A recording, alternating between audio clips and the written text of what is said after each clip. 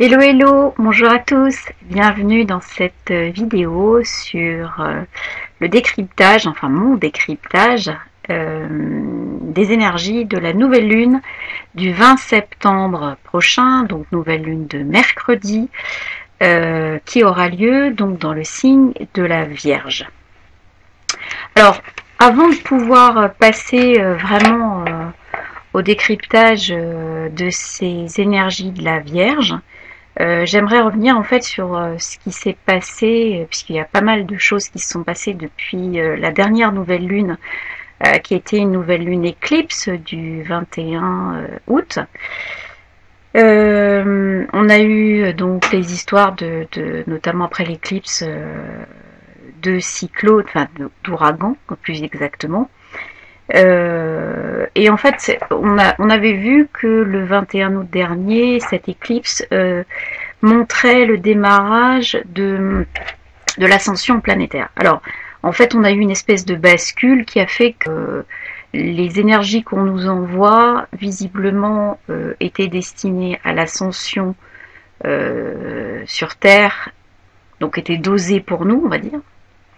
Aujourd'hui, on a vu qu'on commençait les énergies de la Vierge par une pleine lune, puis maintenant on a la nouvelle lune. Donc en fait, on nous balance le truc au niveau de la pleine lune. Donc la problématique de chaque signe et de chaque énergie est balancée d'abord. À nous en charge de pouvoir y résister et de la transformer, pour ensuite finalement intégrer la nouveauté qui aura été créée issue de ça. Donc voilà. Et ça correspond en fait pas à la façon dont nous on ascensionne, mais plutôt à celle de Gaïa. Donc du coup, on voit le décalage et on a de plus en plus de mal nous à se synchroniser, puisque ce sont des énergies qui finalement n'ont pas l'air de nous porter nous, mais ont l'air de porter autre chose, puisque c'est la Terre. Et donc on a, dans pas mal de mon entourage, proche ou plus lointain, je remarque que beaucoup de gens, moi-même y compris, on a des maux de tête, on est en une espèce de flottement, il y a des problèmes de sommeil, il y a des choses comme ça, et qui font beaucoup d'alimentation aussi, qui nous font voir que finalement on est désynchronisé. Donc le truc, ça serait peut-être, en tout cas moi je l'ai traité comme ça serait de mettre quelque chose qui nous appartient directement en lien avec la Terre. Alors moi, j'ai avec Eric, on a enterré des cheveux, c'est un peu barré, mais voilà, enfin bon, symbolique ou pas, on doit pouvoir avoir des choses de nous qui, en étant liés à la Terre, nous permettent peut-être de nous synchroniser plus facilement. En tout cas, de garder ce lien d'aller et venu entre nos énergies qui doivent être plus simples, je pense. Alors, on n'a pas fini, puisqu'on avait cette nouvelle lune éclipse, la dernière nouvelle lune éclipse, donc qui a été, vous imaginez, c'était qu'il y a qu'un mois. Hein. Là, on est quand même juste à la nouvelle lune d'après, donc on va voir un petit peu les énergies en vierge, ce que ça va nous donner à travailler. Et puis, on a d'autres choses qui vont arriver, qui sont donc le 22, on a donc la nouvelle lune du 20, on a ensuite on a l'équinoxe du 22. Alors l'équinoxe du 22 se présente comme un portail lui aussi de bascule, c'est-à-dire qu'il va nous faire rentrer dans une espèce de... là, les nuits vont devenir beaucoup plus longues que les jours. Et ça va nous donner donc une phase, normalement, une phase d'introspection, l'opportunité d'une phase d'introspection. Parce qu'encore une fois, on choisit. Hein. On nous met des choses à disposition et derrière, il faut arriver en conscience à en travailler quelques-unes. C'est un petit peu ça notre challenge, c'est d'arriver à prendre des choses en conscience et de les travailler. Donc c'est pas... Alors après, on peut très bien les travailler vraiment à l'insu de notre plein gré, hein, comme on dit. C'est-à-dire que le truc, on va voir notamment certaines... énergies qui nous sont proposées, en fait, elles sont de plus en plus collectives, puisque notre mouvement d'ascension à nous devient collectif, donc on voit qu'on réactive des égrégores divers et variés, qui vont aller nous chercher, même individuellement, mais au nom du collectif. Donc voilà, et on va voir comment, parce que vous allez voir qu'en Vierge, ça appelle quand même. Hein.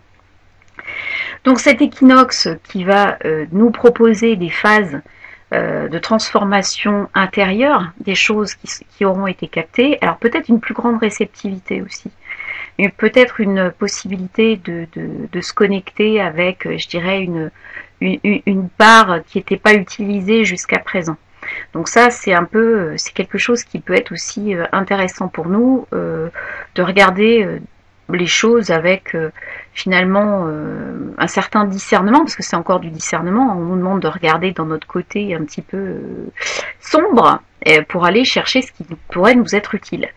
Donc il ne faut pas avoir peur d'aller chercher là-dedans ce qui peut être utile, juste simplement ne pas se tromper et aller vraiment dans les outils. Le côté introspectif et de l'équinoxe et des jours qui reculent, c'est pour certains, c'est synonyme de la dépression. Non.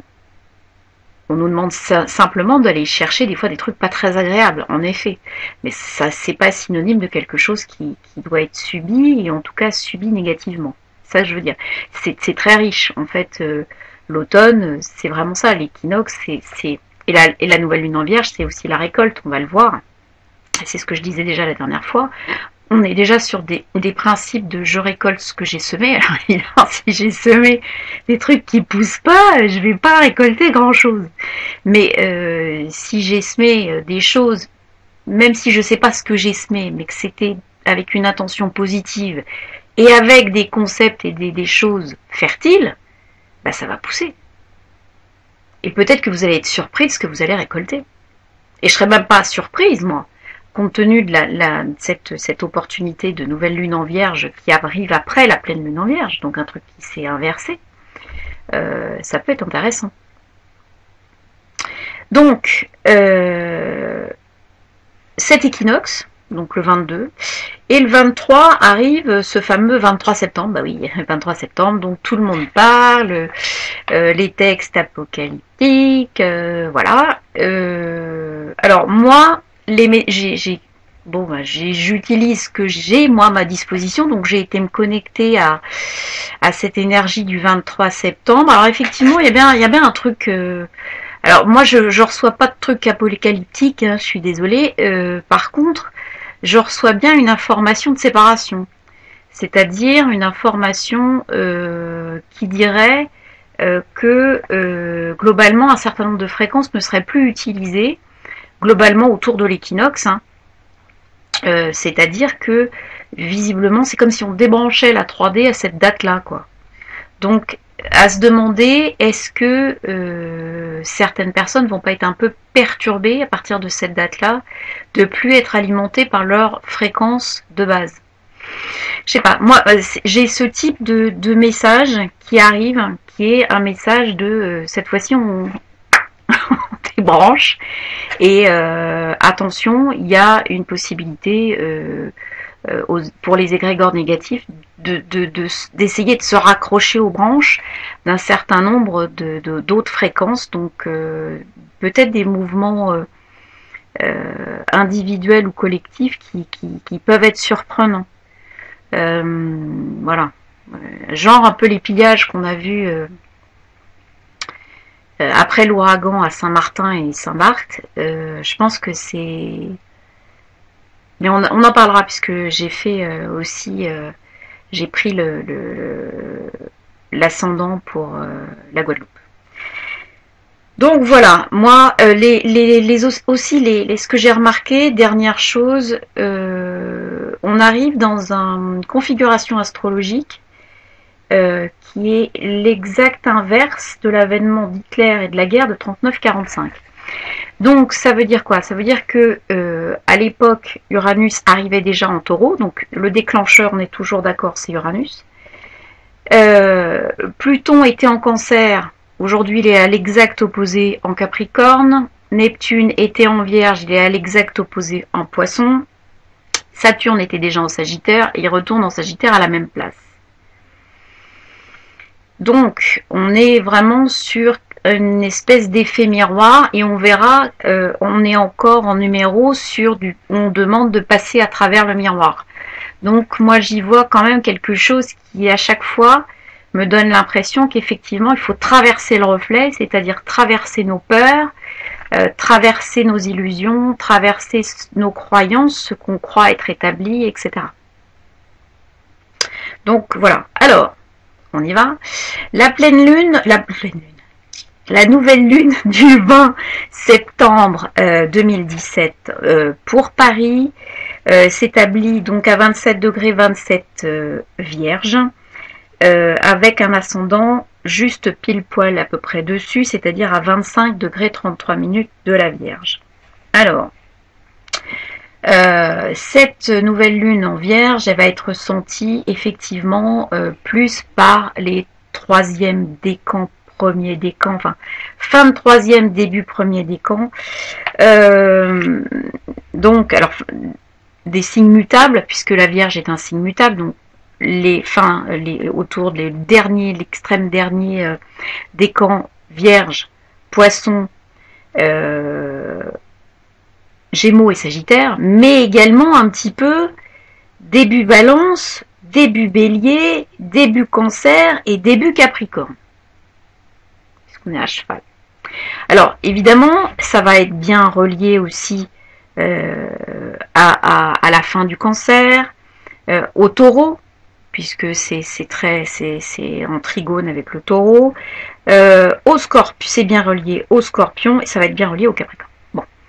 Donc on a des possibilités de transformation de cette énergie de récolte, cette énergie de terre, qui va se trouver accentuée pour ces signes-là. Alors, la nouvelle lune en Vierge, pour tout le monde, c'est quoi? C'est, comme je le disais, une notion de récolte, c'est une notion d'aboutissement, c'est une notion de réception des choses, mais c'est aussi une notion d'analyse. La Vierge, c'est quand même un signe très poussé sur la critique et l'analyse, sur le quotidien, mais également, et c'est là où je voudrais attirer votre attention parce que moi je sens plutôt les choses aller de ce côté-là, sur la santé et sur l'hygiène. C'est sur aussi tout ce qui est syndicalisme et tout ce qui est groupe un petit peu au niveau fonctionnaire, au niveau ce genre de choses qui travaillent ensemble et voilà, c'est aussi la santé. Donc on est d'accord. Hein. L'introspection, on est d'accord. Rechercher l'analyse, etc. Remettre les choses en ordre, analyser les process de fonctionnement. Mais pour moi, cette nouvelle lune en Vierge, elle est opposée à Chiron en Poisson. Ce qui veut dire qu'on a clairement un problème médical. Il faut se poser la question de savoir ce que, au niveau de la santé, au niveau de l'hygiène,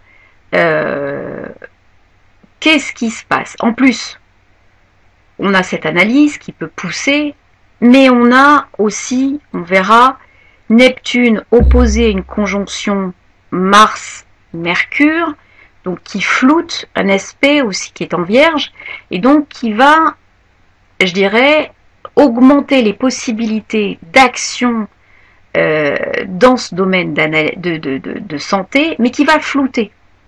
Qui va créer des erreurs de diagnostic, qui va opposer une espèce de raison, de médicaments, d'ordonnances, d'hygiène aussi. Donc, je pense qu'on est vraiment dans des énergies où il y a des problèmes. Là, en tout cas, on nous propose de résoudre des problèmes liés à la santé, à l'hygiène, donc des scandales sanitaires. Pour moi, ça veut dire que ce qui se passe au niveau du lévothyrox, par exemple, pour les gens qui ont des problèmes de thyroïde. On est exactement dans ce problème-là. C'est-à-dire qu'on nous a caché globalement une réutilisation avec une nouvelle formule donc du même médicament. On a mis un nouveau médicament sur le marché en n'informant pas les gens. Il y a des effets secondaires, clairement, puis on nous dit non, jusqu'à ce qu'à un moment donné, il y ait des gens qui disent mais si, c'est pas la même formule. Voilà, et clairement ce truc va prendre, il est à mon avis beaucoup plus gros que ce qu'on dit. Il y a des scandales aussi qui peuvent arriver au niveau des vaccins. D'accord? On est sur un carré à Saturne, lune noire, en Sagittaire. Donc là, on a le médecin là-dedans et on a de la résistance médicale. Jupiter étant opposé Uranus entre le Balance et le Bélier. Donc on a, je pense, comme on nous propose un certain nombre d'énergies qui sont des énergies collectives, mais en lien avec le corps, avec la santé, avec l'analyse qu'on peut avoir de ce qu'on met dans notre corps, l'alimentation aussi, hein, ça en fait partie, hein, de ce qu'on se donne soi-même à manger, de ce qu'on administre à nos enfants, de ce qu'on peut-être peut permettre à d'autres populations. Moi, je pense clairement à des choses qui peuvent arriver au niveau de la Guadeloupe avec l'eau. Clairement, Neptune est opposé à Mars, Mercure en Vierge. Pour moi, entre la 6 et la 12, pour nous, hein, donc français, pour moi, clairement, il y a un problème d'eau. Un problème d'eau. Donc, et qui sera difficilement assumé. Il y a vraiment quelque chose où on nous demande vraiment de réfléchir, là, on nous dit, voilà, c'est des ascensions collectives, on vous demande de réfléchir individuellement à ce que vous faites, mais ça va être une proposition collective, c'est-à-dire que vous allez pouvoir vous rassembler, vous allez pouvoir parler d'une même voix, vous allez pouvoir en faire un avec une cause. C'est ça, l'énergie collective qu'on nous propose. Il y a une histoire de faire un avec une cause, et ces causes, c'est cette nouvelle lune en Vierge. Et cette nouvelle lune en Vierge, elle nous parle de quoi? Elle nous parle d'analyse et d'introspection avec l'énergie de l'ermite, soit, mais elle nous parle de nous guider avec sa lanterne. Elle nous parle, c'est l'énergie de la Terre, elle nous parle de pas faire n'importe quoi. Elle nous parle de vraiment comprendre ce qu'on fait, c'est-à-dire manger en conscience, se soigner en conscience. Faire des produits aussi, en conscience. Qu'est-ce qu'on achète pour nettoyer? Qu'est-ce qu'on rejette dans la nature? Nos cosmétiques. Voilà. Est-ce qu'on décide de continuer à utiliser tout un tas de trucs qu'on plein de perturbateurs endocriniens? Les perturbateurs endocriniens, ils vont pile poil dans cette opposition Neptune le reste et qui auront opposé la nouvelle lune, qui auront en plus ces carrés à ce Saturne, lune noire, donc on fait encore ressortir les parts d'ombre collectives. Donc ça, je pense que par exemple, pour les scandales comme le lévothyrox et les vaccins, on est pile poil là-dedans. On est déjà sur des choses qui sont anciennes, qui reviennent avec Saturne, ou pour lesquelles on a une défiance à l'autorité, pour lesquelles on a le médecin qui veut imposer, l'État qui impose des choses, et qui, poum, avec Uranus en face, va quand même éclater. Il y a des choses qui vont éclater, qui vont sortir du truc.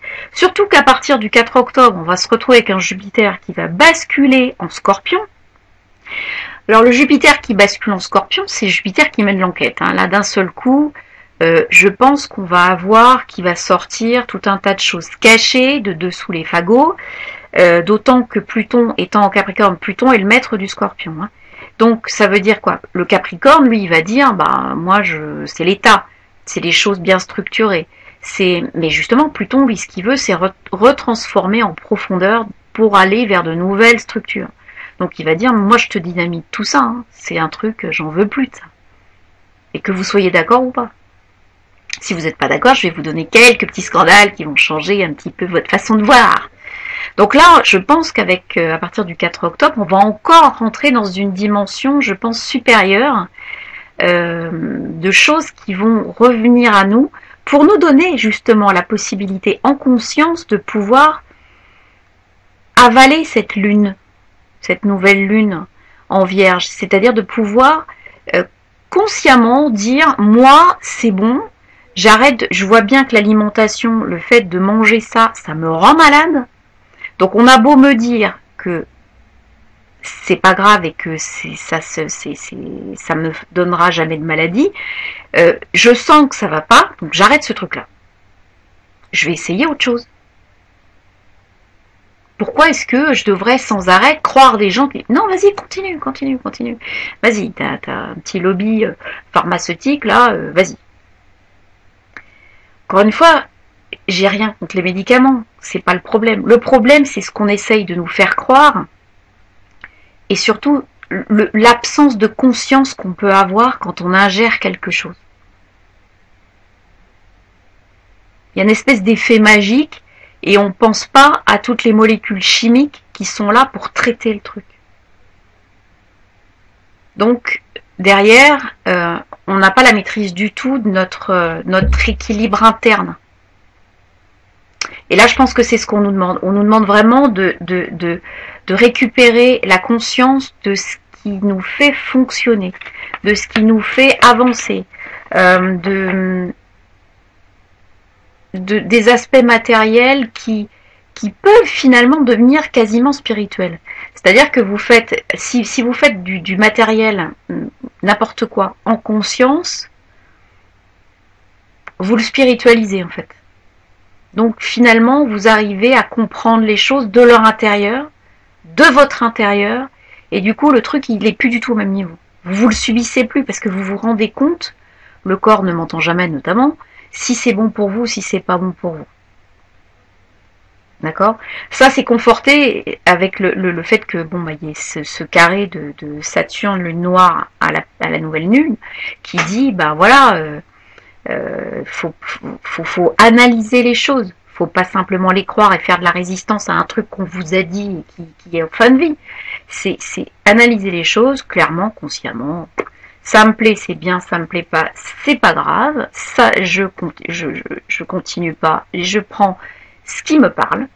Et c'est pour tout pareil. C'est-à-dire que moi, je vous parle de quelque chose, ça vous parle pas, c'est pas grave, c'est pas juste pour vous, etc. Il y en a d'autres, ça va leur parler, tant mieux. Mais ça veut pas dire que ni d'un côté c'est faux, de l'autre côté c'est juste, etc., etc. Non, non. Ou que voilà, il y a un moment donné, ça doit être complètement intégré par chacun de vous. Qu'est-ce qui est bon pour moi, qu'est-ce qui est pas bon pour moi. Sachant que chacun peut avoir des résonances différentes, puisqu'on est tous un et qu'on fait tous des choses différentes. Il y a d'autres énergies qui sont moins spirituelles en ce moment. C'est Jupiter opposé qui retourne pour une dernière opposition à Uranus. Donc Jupiter-Uranus, c'est quand même un petit peu problème, conflit politique. Donc là, on pense aux missiles sur le Japon. Je serais tentée de dire que Jupiter passant en Scorpion bientôt va nous donner d'autres énergies beaucoup plus guerrières que celle-là. Donc il faudra surveiller un petit peu comment chacun des belligérants, chacun des pays un peu chauds supporte cette arrivée de Jupiter en Scorpion. Je pense que ça va être intéressant parce que vous allez voir, il va y avoir une bascule. Au moment de début octobre, il va y avoir un truc. Ça va changer les énergies géopolitiques. Il y a quelque chose qui va se modifier à ce moment-là. Donc ça sera intéressant de voir quoi, parce que j'en ai pas vraiment grande idée. Mais c'est pas moi qui fais le planning, hein, qui fait le scénario. Donc, mais je pense qu'il va y avoir forcément un changement. Donc ça sera intéressant de voir comment. Un truc intéressant aussi, c'est la conjonction qu'on a Mercure-Mars pour cette nouvelle lune. Donc Mercure-Mars, surtout que c'est opposé à Neptune, donc pas d'action précipitée s'il vous plaît, parce que là on va être dans même si Mercure-Mars nous incite à pouvoir agir de façon ordonnée, logique, vraiment efficace, puisque vraiment on va avoir envie de trancher dans le vif et d'agir dans la matière, ce qui est très bien. L'opposition à Neptune risque de mettre une part d'incertitude là-dedans. Donc vraiment, formalisez bien les choses, organisez-les correctement, vraiment verrouillez vos différentes étapes. essayez de bien équilibrer votre raison, votre raisonnement avec Mercure, l'action et la part d'inspiration que vous avez. Parce que je pense que y en a qui peuvent, si vous allez trop vite, vous allez forcément vous tromper. En fait, c'est la part, ça peut même être la part d'illusion, en fait, Neptune. Ça peut être la part d'illusion, donc on fonce, on agit dans ce qu'on croit être la réalité, et en fait, c'est l'illusion. Sympa. C'est donc en fait, ça sert à rien, quoi. Dans le meilleur des cas. Donc voilà, faites attention à la façon dont vous agissez, parce qu'effectivement, on nous demande d'agir, on va tous être poussés à l'action, mais notre action, elle doit être dans la bonne direction. Elle doit pas être dans l'illusion, elle doit pas être branchée sur un truc pas sain, en fait. Dernière chose, Vénus est en Vierge. Vénus vient de passer en Vierge. Donc notre petite Vénus en Vierge, bah, c'est pas l'énergie d'avant de Vénus en Taureau, donc un peu passionné par les choses, etc. C'est plutôt, on a plutôt de la prudence, on a de la prudence, de l'analyse, de la comparaison, pourquoi pas, de la mesure et pas mal de sérieux dans les choses. Et je me suis demandé même si parce que elle est pas loin du nœud lunaire en Lion, si on voulait pas nous faire analyser notre fonctionnement affectif en conscience. Je me suis posé cette question. Si c'était pas une occasion de disséquer finalement nos schémas de dépendance ou nos schémas affectifs pour voir comment est-ce qu'on peut les emmener encore plus haut, comment on peut on traite aussi, parce que Vénus en Vierge, bah, c'est la façon dont, c'est l'estime de nous, hein, c'est la façon dont on traite notre image, dont on se critique. Donc essayez de voir un petit peu avec bienveillance les choses qui peuvent être faites pour nous, pour notre image, pour la façon dont on se voit. Finalement, c'est une façon d'analyser et de mettre en conscience dans la matière quelque chose de positif pour nous, au niveau de ce qu'on est, de ce qu'on voit, de ce qu'on vit, pour mettre un petit coup de truc sympa, donc avec Vénus, mais dans la douceur, dans la mesure, dans voilà, quelque chose qui soit la juste, vraiment au niveau de notre justesse en fait, qui soit pas de la critique, qui soit pas démesuré, qui soit pas dans un schéma, qui soit vraiment l'analyse douce de nos comportements, de notre image, de ce qu'on a besoin de recevoir aussi, de ce qu'on a envie de donner. Voilà, moi je vois ça comme ça. Vénus en Vierge, donc pourquoi pas. Alors, j'ai essayé, hein. Il y a un truc qui m'a, donc pour nos amis du Québec et pour la Martinique et la Guadeloupe, c'est presque pareil. On a un ascendant donc qui est de cette nouvelle lune pour Québec qui est à 0,52 Lion, ce qui veut dire que tout ce dont je viens de vous parler, en fait, la nouvelle lune, elle a lieu en maison 3. Donc pour la Guadeloupe et la Martinique, en fait, l'ascendant va être Cancer, juste un tout petit peu avant, à 24 degrés, sur la part de fortune, et donc la nouvelle lune va aussi avoir lieu en maison 3.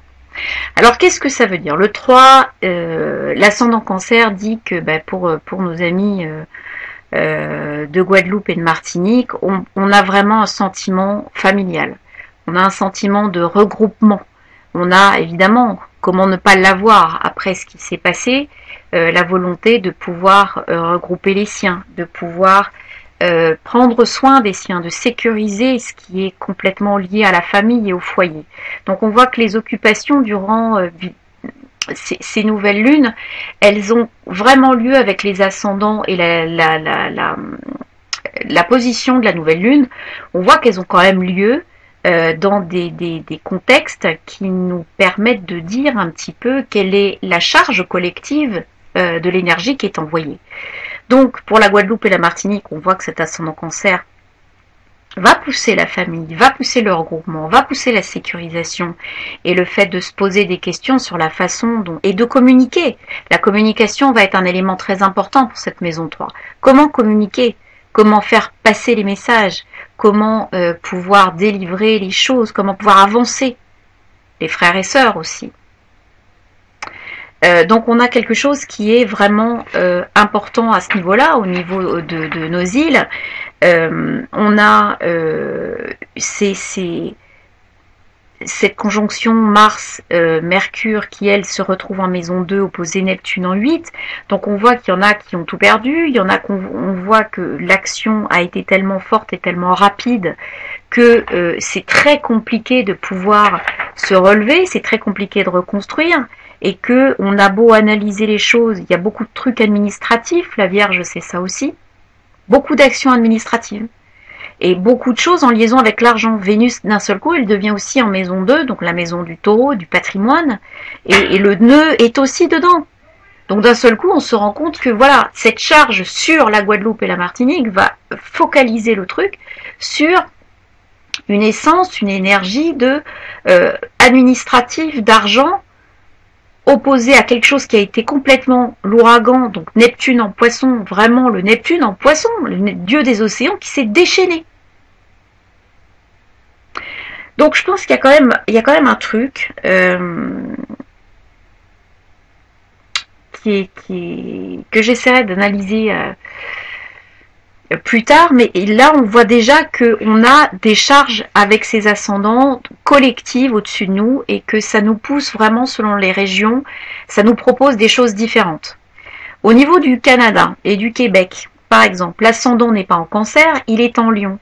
C'est-à-dire qu'on est d'un seul coup basculé sur de l'identité. Communiquer l'identité, communiquer ce qu'on est nous, rayonner ce qu'on est nous. D'accord ?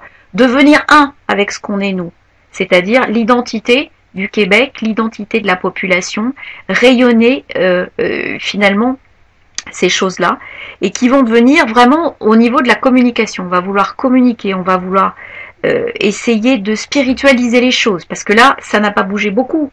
Mais regardez, la conjonction Mars-Mercure, au lieu d'être en 2 comme pour la Guadeloupe, elle est en 3, la communication.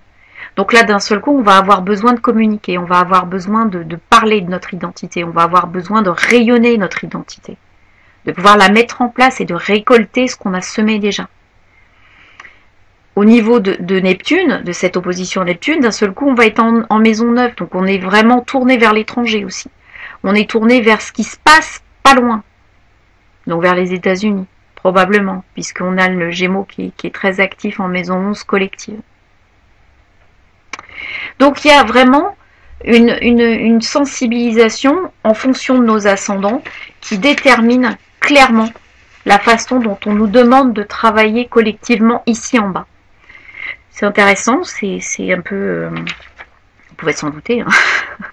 Maintenant, effectivement, je pense que ça sera de plus en plus ciblé au niveau de la différenciation de ce qu'on nous demande. Alors au niveau numéro, donc la nouvelle lune, elle a lieu le 20 septembre 2017. Donc si on regarde en chemin de vie, c'est-à-dire en vibration qu'on nous demande de travailler, on fait en réduction. Donc le 20 devient 2, le 9 reste 9 et le 2017 devient 1. Donc on a 2 plus 9 plus 1. Donc ça fait 12. 12, on avait vu que c'était l'illusion. On l'a vu il n'y a pas très longtemps. Pour l'ancienne nouvelle lune. Donc l'illusion, mais l'éveil aussi. C'est-à-dire qu'on nous demande où est notre faiblesse. Qu'est-ce qui nous tient encore à la matière?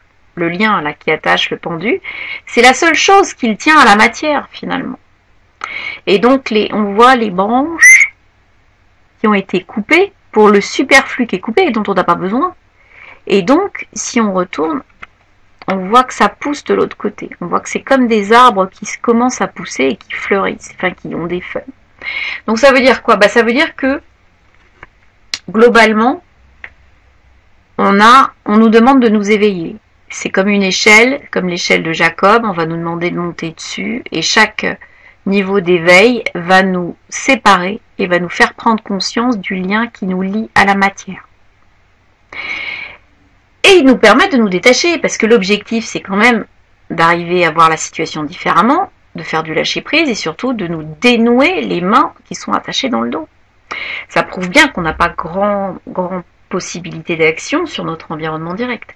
Et c'est ce que le but de vie vient nous dire, c'est qu'une fois que vous aurez bien travaillé ça, que vous aurez pris conscience que vous êtes attaché par votre faiblesse à la matière, vous pourrez traverser le reflet, et c'est ce qu'on avait vu, que finalement le pendu, lui, il a exactement la même position à l'envers que la figure du monde, et qu'on nous demande de traverser le cadre pour aller dans la réelle matrice. D'accord? Pour aller dans la réalité. Donc on est encore sur une demande où, exactement comme ce qu'on voyait tout à l'heure avec Neptune opposé Mars-Mercure, il y a une histoire de reflet, une histoire d'illusion qu'on essaye de projeter et par laquelle on nous demande de passer à travers. Donc on est encore sur des énergies où certains d'entre nous vont pouvoir vivre des choses qui remontent et il faut absolument passer à travers, même si c'est pas agréable, et pour pouvoir arriver dans quelque chose qui est vraiment notre nouvelle réalité. D'accord? Donc il faut vraiment ne pas penser que finalement la réalité c'est celle du pendu, parce que ça c'est le reflet. D'accord? Et le reflet, finalement, on peut pas vivre dedans. Il n'est pas fait pour qu'on vive dedans. Il est fait simplement pour qu'on expérimente au niveau 3D les choses, mais c'est tout. Il n'y a pas de plus que ça. Il faut pas oublier qu'au final, cette vibration qui est cachée derrière, qui se montre pas, c'est la vibration 3. Donc c'est la vibration de l'impératrice, donc qui est une vibration de créativité, qui est une vibration de communication, de territoire aussi, de territoire. J'ai mon nouveau territoire, je rayonne dans mon nouveau territoire, je crée, je sécurise, c'est la maman, donc elle sécurise, elle prend soin des autres, elle permet à tout le monde finalement de se développer. Elle arrive à être vraiment sécurisante de façon à ce que chacun trouve et utilise au mieux ses propres outils. Voilà. Donc c'est ça qui est caché derrière, c'est la vibration 3 qui est vraiment une vibration d'échange et de communication, de créativité et de développement, en gardant vraiment sécurisation et les projets, les territoires, etc. Au niveau du tarot des lettres hébraïques de Marie-Elia, le 12, c'est le Lamed. Alors il est orange, un petit peu comme le chakra sacré qui représente aussi la matière, voilà, et la créativité, pareil. Et là, on est vraiment sur le choix qu'on a d'aimer, le fait de se relier aussi aux autres. Alors ça rappelle le lien du pendu, mais là c'est vraiment, on voit, ça monte comme le pendu en fait, un peu la même forme, voyez. C'est un peu rigolo, c'est un peu la même forme aussi. Et là, c'est pareil. Donc, on a le choix d'aimer, le fait de comprendre, comme le pendu, comprendre un petit peu l'éveil spirituel, les choses cachées spirituelles qui sont dans la matière, pour pouvoir avancer. Et c'est ce que le Lamed permet. Lui, il est dans vraiment la compréhension d'un certain nombre de signes, d'un certain nombre de choses qui nous arrivent pour arriver à avancer. Évidemment, le but de vie, c'est-à-dire le rayonnement qu'on nous demande d'atteindre, c'est celui-là, c'est le Shin, c'est la dent. Donc il y a une fonction nourricière qui me convient bien, donc toujours orange, en lien avec la matière. C'est le feu sacré aussi, le feu qui va nous permettre de brûler ce qui n'est plus utile. Et puis c'est la dent qui nous permet aussi de nous nourrir, donc toujours ce lien avec l'alimentation, ce lien avec le spirituel qui par la dent se transmet au corps aussi. Il y a vraiment cette... là on est vraiment dans le feu purificateur aussi, et donc dans le lien à la matière purifiée. D'accord ? La volonté aussi de bien comprendre, comme le monde, qu'on a trouvé sa place, c'est que la situation n'est pas désespérée, qu'on est en chemin. On est en chemin pour trouver de la lumière. On est en chemin pour trouver la bonne solution. Et ce feu qui crépite là nous permet évidemment de la voir, mais également de brûler tout ce qui ne va pas.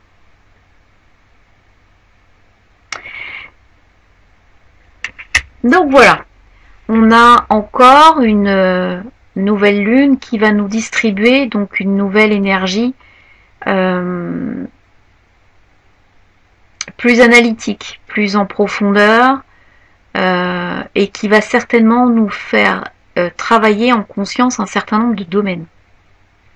Ces domaines sont la récolte de ce que nous avons semé, mais pas que. Il n'y a pas simplement les histoires de karma et autres, positifs ou négatifs.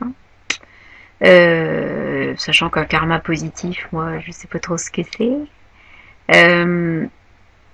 Mais on a aussi beaucoup de problématiques collectives alliées à dénouer en lien avec la santé, l'alimentation, l'hygiène et le comportement de certains schémas. Donc c'est ça qu'il faut vraiment garder à l'esprit, essayer d'avoir ça en conscience. Je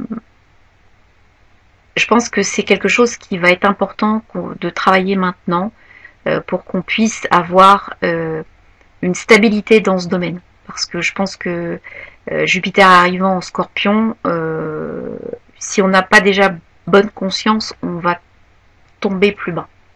Donc la pente sera, il faudra mettre beaucoup plus de lumière, ce qui n'est pas impossible, hein, bien sûr. On est toujours dimensionné pour réussir à avancer, c'est pas le problème. Hein. Donc puis on va y arriver. Mais là il faut vraiment que nous, en tant qu'humains, on ait notre part aussi dans l'ascension de Gaïa, et on l'a en étant en conscience de ce qu'on se fait à nous-mêmes. Voilà, au niveau déjà santé. Après, on verra ce qu'on fait au niveau du collectif quand ça sera en balance. Mais là, ça sera encore autre chose au niveau de l'harmonie entre nous. Je vous fais plein de bisous. Je vous dis à très bientôt. Portez-vous bien. Réfléchissez à tout ça. Merci pour tous vos messages. C'est super gentil. Sachez que je les lis tous, que je réponds vraiment au maximum. Que c'est pas toujours facile parce que j'ai pas beaucoup de temps, mais que vraiment je vous remercie du fond du cœur de tout ce que vous pouvez mettre comme commentaires super enrichissants avec vos retours et votre perception des choses et des énergies également. Je vous remercie.